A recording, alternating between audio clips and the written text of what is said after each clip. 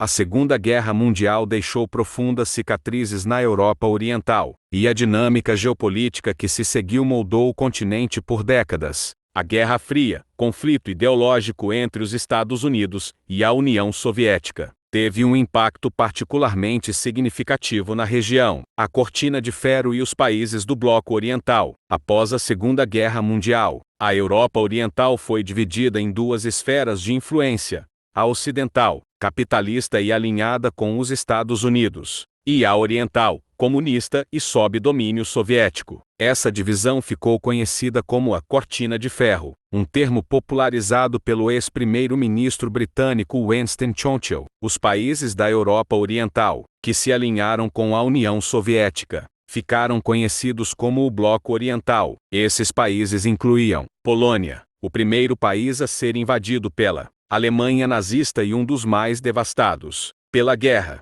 Após a libertação pelos soviéticos, tornou-se um estado satélite da URSS. Alemanha Oriental, a parte oriental da Alemanha, ocupada pelos soviéticos após a guerra, tornou-se uma república socialista em 1949. Tchecoslováquia, ocupação soviética e instauração de um regime comunista após a guerra. Hungria, sofreu uma revolta popular em 1956, brutalmente reprimida pelas tropas soviéticas. Romênia, regime comunista instaurado após a Segunda Guerra Mundial, com Nicolae Ceausescu no poder por décadas. Bulgária, ocupação soviética e imposição de um regime comunista após a guerra. Os países do Bloco Oriental compartilhavam algumas características comuns: economias planificadas. A economia era centralmente planificada pelo Estado, com ênfase na indústria pesada e na agricultura coletivizada. Partidos únicos. Um único partido comunista, controlado pela União Soviética, monopolizava o poder político. Repressão política. As liberdades individuais eram restritas, e a dissidência política era duramente reprimida. Dependência da União Soviética. Os países do Bloco Oriental eram economicamente e militarmente dependentes da União Soviética. Corrida armamentista. A União Soviética instalou mísseis nucleares em Cuba, o que desencadeou a crise dos mísseis,